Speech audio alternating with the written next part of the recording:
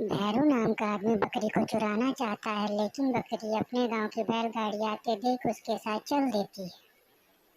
कुछ दूर रास्ते पर एक सेठ किसी गाड़ी का इंतजार कर रहा होता जो उसे शहर ले जा सके। तभी मुंशी सेठ से कहता है, देखिए साहब, बैलगाड़ी आ रही है, अब आप आराम से शहर जा सकते हैं। भोलू रुक, सेठ को भी शहर तक लेता जा। भोलू सेठ को लेकर शहर की ओर निकलता है। तभी पास के एक घर से बूढ़ी काकी निकलती है और सपेरे से पूछती है, भाया तुमने मेरी बकरी देखी क्या? पता नहीं कहाँ चली गई है, दिख नहीं रही। तभी सपेरे ने कहा, नहीं काकी, मैंने आपकी बकरी को नहीं देखा, मैं तो अपनी बीन बजाने जा रहा था। तभी बकरी बूढ़ी काकी की आवाज़ सुनते ही दौड़ी चली आती है। बकरी के पीछे भैरू चोर भी वहाँ पहुँच जाता है। बूढ़ी काकी को बकरी के पास देखकर चोर वहाँ से रफू चक्कर हो जाता है। बूढ़ी काकी को बकरी मिलते ही सपेरा वहाँ से चल देता है और पास के एक खेत में पहुँचता है।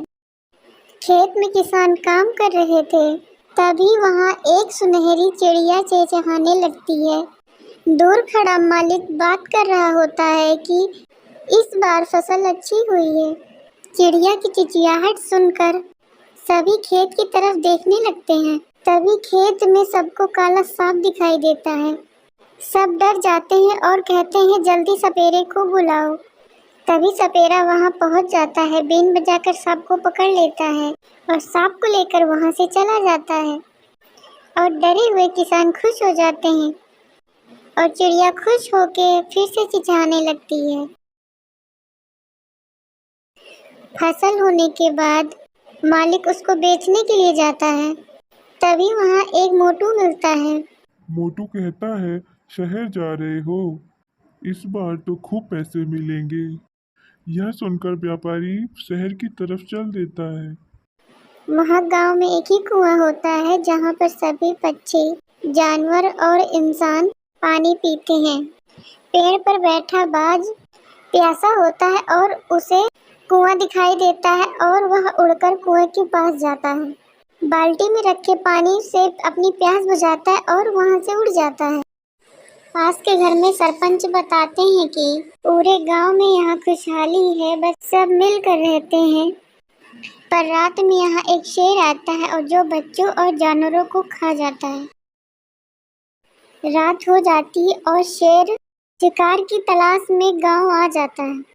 गांव वाले घर के अंदर छिपे रहते हैं और शेर वहां से दहाड़ के चला जाता है। तभी वहां एक हाथी यह सब देख और सुन रहा था और सुबह जाकर वह अपनी दोस्त धन्नो गाय से कहता है, रात में यहाँ मत घूमना, शेर अपना शिकार ढूंढ रहा है, कहीं वो तुम्हें अपना शिकार न बना ले। धन्नो गाय इतरा के बोलती है, शेर मेरा क्या बिगाड़ लेगा, तुम अपनी फिक्र करो। दोनों हंसते हुए वहाँ से चले जाते हैं। थोड़ी देर बाद वहाँ बारिश होती है और हाथी वहाँ नहाने लगता है। उसे डर लग रहा होता है कहीं वहाँ शेर ना आ जाए।